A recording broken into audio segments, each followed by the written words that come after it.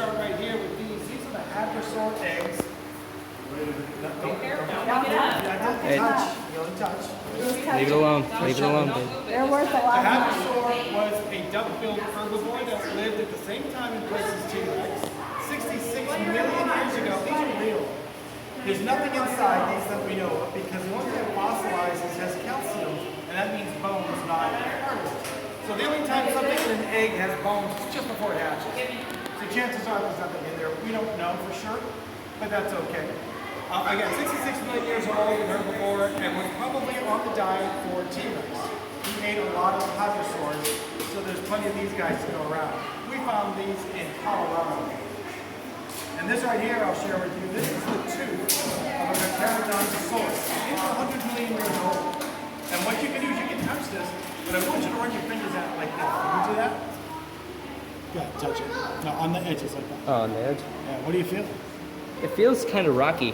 Rocky or perhaps serrated? Touch it. Yeah, I guess. absolutely. It's actually serrated and can still cut through flesh as it was meant to 100 million years ago.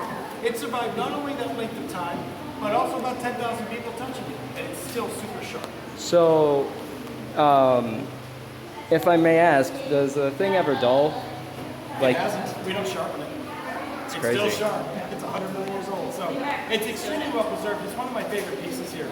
The Predatory was the same size as T-Rex, but T-Rex teeth were a lot different. This is a T-Rex tooth, by comparison. Wow. So this guy, while they were apex predators, this guy's from North Africa. This was found in Morocco. But there were different kind of predators because they had different things to eat, two different time periods.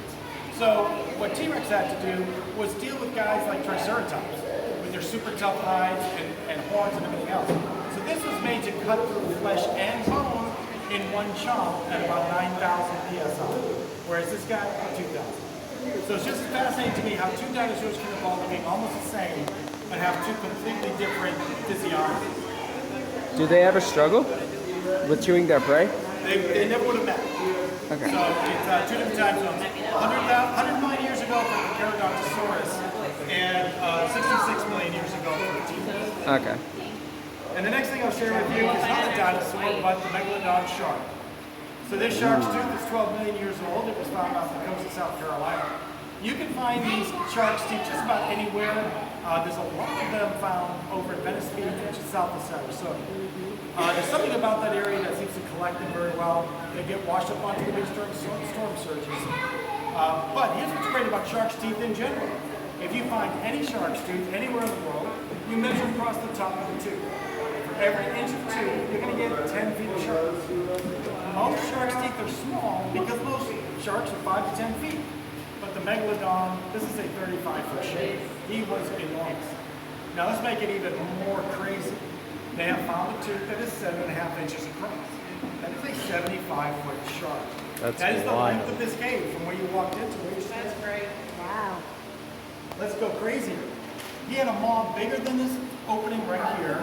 He had 4 rows of these teeth on each jaw. And just like our great white sharks, if one tooth broke off, it would just grow back. Which is probably explaining why we have so many that have been found still. They are extinct. We have no proof that there's any more around. And chances are the reason they went extinct was because the earth cooled a little bit. The oceans got a little cold, and that killed off their food. So they eventually starved to death. So they're all gone now, thankfully. So you'd say they were suffering as they died. Yeah, it was That's a sad. slower death. Unlike extinction events, they didn't go extinct right in a snap. They died over time. That's sad. And the last thing I have that's real for you is this right here. This is the tooth of a mastodon. Mastodon is an animal that looked a lot like an elephant, though they're not related in any way. And they existed before the time of the woolly mammoth, but served a similar purpose.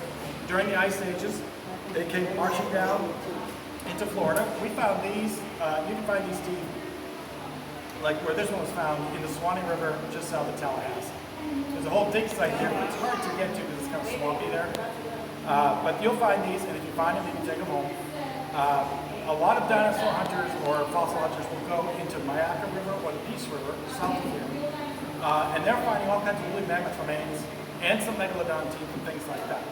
We didn't have dinosaurs here in Florida because we were underwater at the time. But during the ice ages, we did have land, and the ice did push all the animals down to our area. If you go south of Gainesville to Denellen, there's a whole dig site that was recently uncovered about 2 years ago. It is filled with woolly mammoth remains, full complete skeletons, dozens of them, and that includes the large sloth and the saber-toothed tiger. So there's lots of stuff to find. Now, I don't know if that particular dig site is open right now, to the public that is. It's under controlled environments because it's limestone, it's very weak. So I don't know if they've set it up for the public to go look at. But it is there, and I'll keep my eye on it in case it does open and go check it out. Wow. That's crazy. Oh, this is the skull. It's not real. That's why I didn't talk about it. This is a replica of a Velociraptor skull. They were actually very small. So when you see them in the movies, you're not seeing a Velociraptor, you're seeing this guy. This is the Velociraptor. Wow. Yeah, he was pretty small. About the size of a Cocker Spaniel. Tiny. About 3 This feet guy. tall. So this guy is the Utah Raptor. Quick little story. Velociraptors from Mongolia, Utah Raptor from North America. When Michael Crichton wrote the book, My bad. he was actually talking about this guy, which is Deinonychus. Deinonychus stands about 4 to 5 feet tall, which is pretty big, a lot bigger than the Velociraptor. He just wanted to use the name Velociraptor because it sounded cooler. But in reality, they made it even bigger. They were this size. But at the time, they didn't know that the Utah Raptor even existed. They haven't discovered it. But it turns out that the Utah Raptor is what they depict in the movies. This guy stands about 5 to 6 feet tall. So he is pretty big. But they still kept the name Velociraptor initially because they thought it was a cooler name. It's all about marketing. And because they were engineered, you could kind of say, you know what, maybe they did engineer a 5 foot tall Velociraptor. But they got so much flack for that from the community that they, in the later movies, they just called them raptors. They didn't use the word Velociraptor. So raptors, that was true. Cool. That's cool. Thank you. Thanks. Thank you, Paleo. It was a pleasure. Oh, you're most welcome. Thanks for This coming. is going to be the upcoming paleontologist. That's awesome. Fantastic. See you guys. Paleos and